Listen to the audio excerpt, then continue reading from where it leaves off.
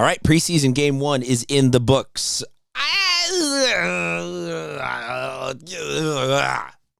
We'll get used to the sounds that I use to replace words because of my lack of being able to articulate intelligent thoughts. But I want to be angry that we lost to the Cowboys in that fashion. I want to be optimistic because it's game 1 of the preseason, and who the hell really cares?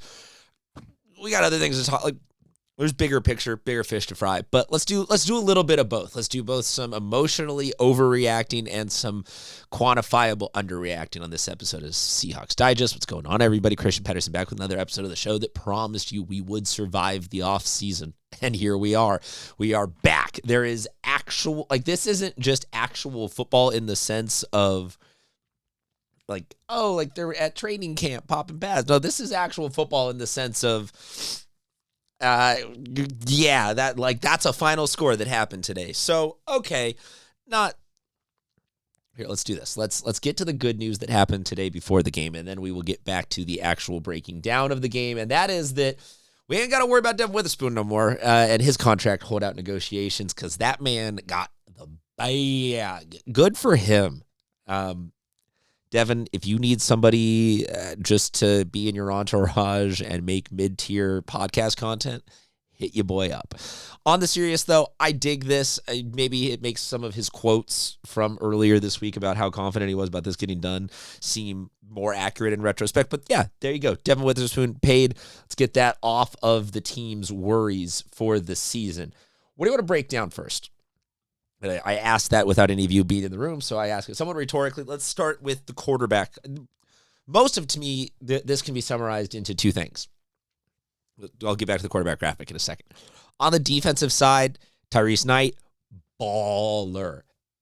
And the rest of the boys, pretty dang good. 17 points in a preseason game. Okay. I wasn't that worried about it. I'm not that worried about it. I didn't see necessarily any major holes where I was like, man, they just kept exploiting X, Y, or Z, even with the cornerback depth and issues. And we just saw some guys instead step up and ball out. So let's talk about the offense for the majority of this video. And that starts with the quarterback conversation of no Sam Darnold. So that's why I do that sort of at the beginning of this of me sitting here and feasting or dying on Drew Lock versus Jalen Milroe. That is what some teams have to do in the preseason, is really do a quarterback battle. This is a battle for what? Second place? This is a battle for 2A, 2B. This could have just all been one long, big, extended audition for trading Jalen Milroe. The 3 sacks that Milroe took is a bad reflection, I think, on the offensive line.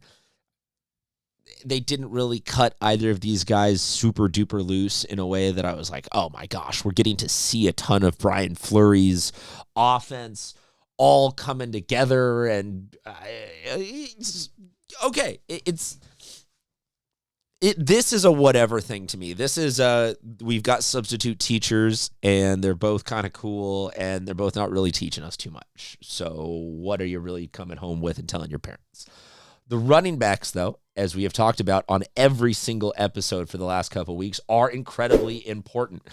No Jadarian Price tonight, as he still is recovering from some boo-boos that the little boy, unnecessary shot to take at him there, but no run-in tonight for him. Instead, it was really the George Holani experience and them trying to see what we've got with Holani. We've talked about Emmanuel Wilson, George Holani, Jadarian Price being this 1, 2, 3, and we really saw instead it was George Holani's night tonight, and then letting Velus Jones Jr., Justin Jones, and TJ Harden also take a crack or two at it.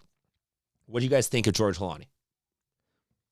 I thought Holani had an excellent this was, when we talk about this offseason, breaking players down into not asking them to do anything beyond what their skill set. Just Holani, you're between the tackles, you're ultra reliable in terms of your physicality and your blocking, and you're just You're a bowling ball, staying between the lanes and just driving the ball down the field with Darnold and company. That's what I saw. And yeah, 12 for 42, averaging 3.5 with a long of 8 isn't like flashy, but that's not what we were asking him to do or be in terms of the preseason hope and hype.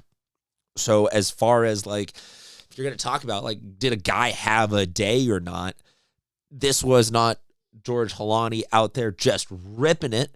But to me, this was him showing that, hey, he's capable of hitting hard, being between the tackles, and knowing how to not be. He's not trying to do a scat back thing. He wasn't out there pass receiving. You just put your head down and run. So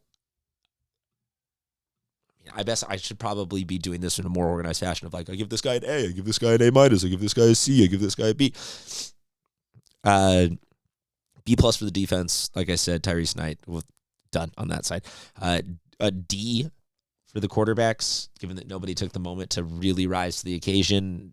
B+ for the running backs, given that they were really just one running back and the rest of the gang being as camp legs as possible. On the receiver side, this is a big list here, so I do apologize for those of you watching this on a phone.